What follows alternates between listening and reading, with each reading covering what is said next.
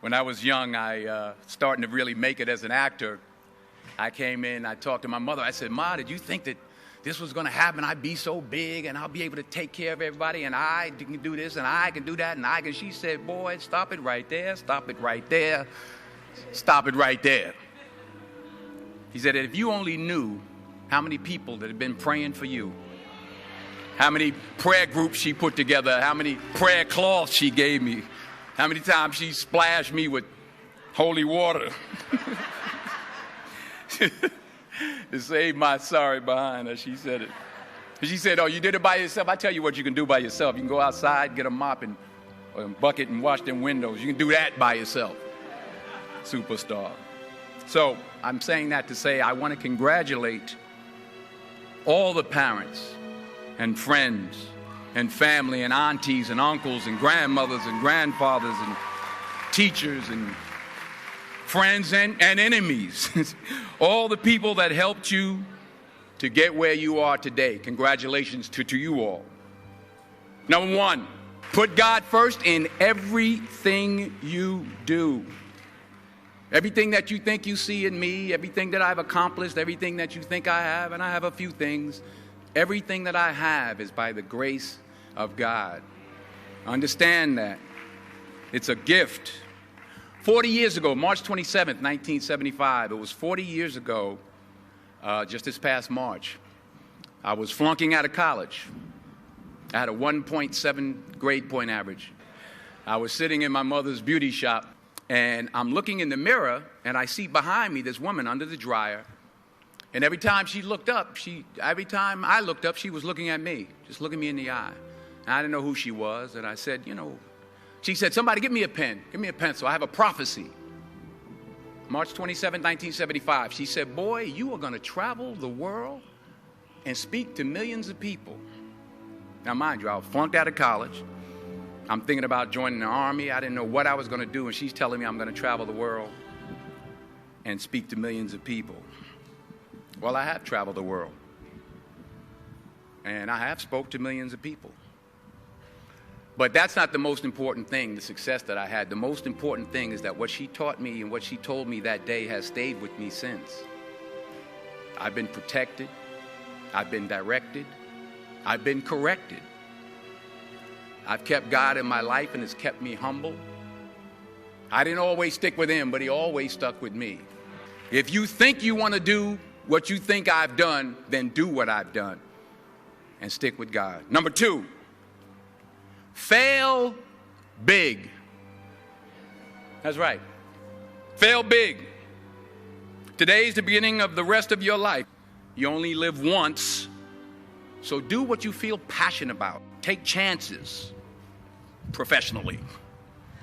Don't be afraid to fail. There's an old IQ test, was 9 dots, and you had to draw 5 lines with a pencil within these 9 dots without lifting the pencil. The only way to do it was to go outside the box.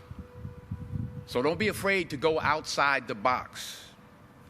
Don't be afraid to think outside the box. Don't be afraid to fail big, to dream big. But remember, dreams without goals are just dreams, and they ultimately fuel disappointment.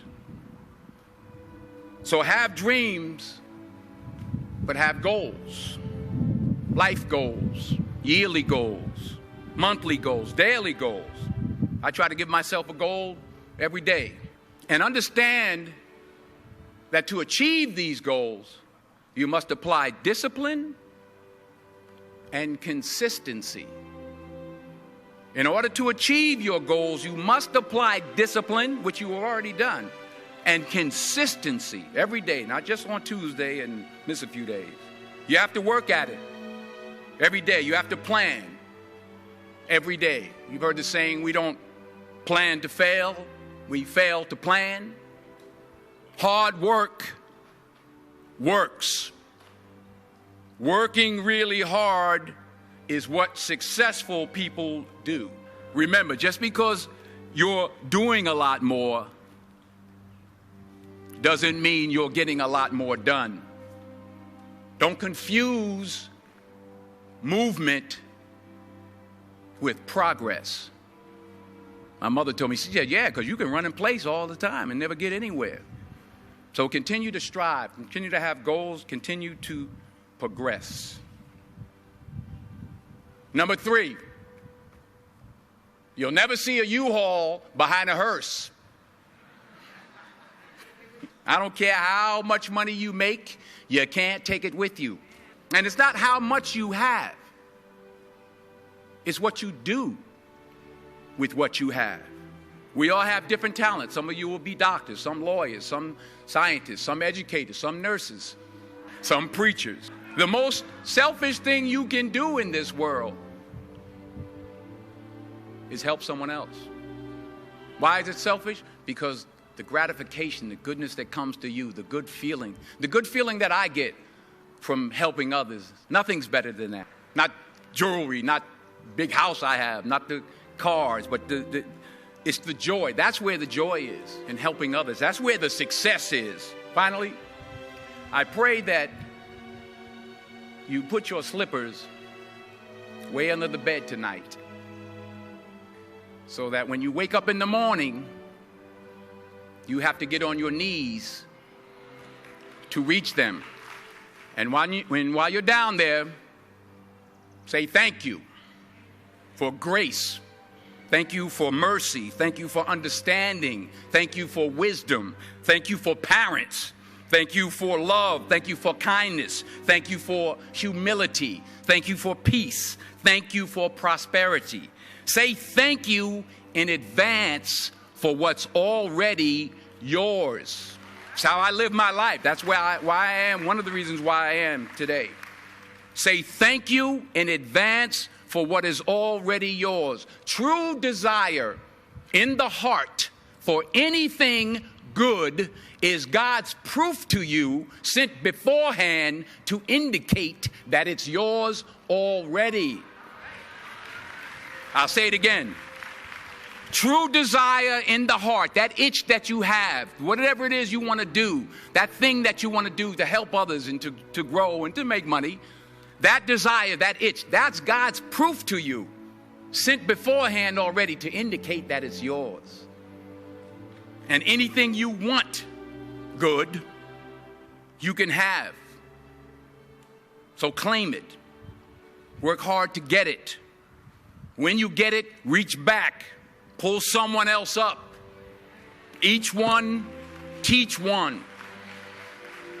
Don't just aspire to make a living. Aspire to make a difference. Thank you.